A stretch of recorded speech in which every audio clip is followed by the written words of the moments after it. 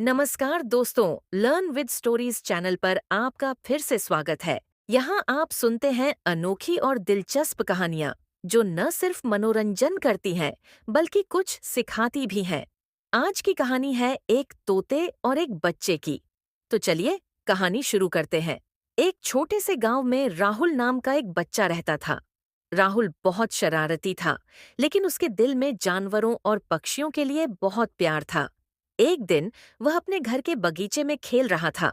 तभी उसने देखा कि एक तोता जमीन पर गिरा पड़ा है।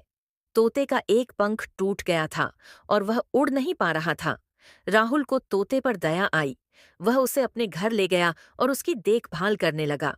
उसने तोते के लिए एक छोटा सा पिंजरा बनाया, लेकिन तोता पिंजरे में उदास रहने लगा।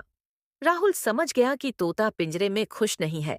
उसने पिंजरा खोलकर तोते को बगीचे में रहने दिया। राहुल हर दिन तोते को दाना और पानी देता। धीरे धीरे तोते का पंख ठीक हो गया। अब तोता उड़ने की कोशिश करने लगा।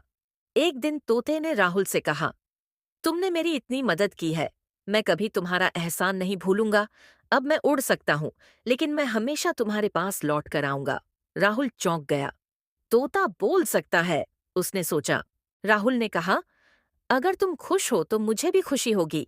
जाओ, अपनी दुनिया में उड़ो, लेकिन जब भी मौका मिले मुझसे मिलने जरूर आना। तोता उड़ गया, लेकिन वह रोज राहुल से मिलने आता। दोनों एक दूसरे के अच्छे दोस्त बन गए। तोता जब भी आता तो राहुल को जंगल की कहानियां सुनाता। उसने राहुल को पेड़ों और पक्षियों के बारे में बहुत कुछ सिखाया। एक दिन राहुल के स्कूल में एक प्रतियोगिता हुई, जिसमें जंगल और पर्यावरण पर निबंध लिखने को कहा गया। राहुल ने अपने दोस्त तोते से सुनी बातें निबंध में लिख दीं। उसका निबंध इतना अच्छा था कि उसे पहला पुरस्कार मिला। राहुल ने पुरस्कार पाने के बाद तोते से कहा, यह सब तुम्हारी वजह से हुआ है, तुम्हारा धन्यवाद। तोते ने मुस्कुराते हुए कहा, सच्चे दोस्त एक दूसरे की मदद करते हैं। इस तरह राहुल और तोते की दोस्ती हमेशा बनी रही। राहुल ने सीखा कि पशु पक्षियों से प्यार करना न केवल हमारा कर्तव्य है, बल्कि वे हमें बदले में बहुत कुछ सिखाते हैं।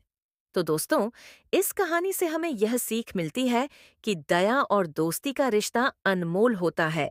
और अगर आपको यह कहानी पसंद आई हो, तो हमारे चैनल सीखने के साथ कहानियों को सब्सक्राइब करें और घंटी का बटन दबाएं, ताकि आप हमारी अगली कहानी मिस न करें।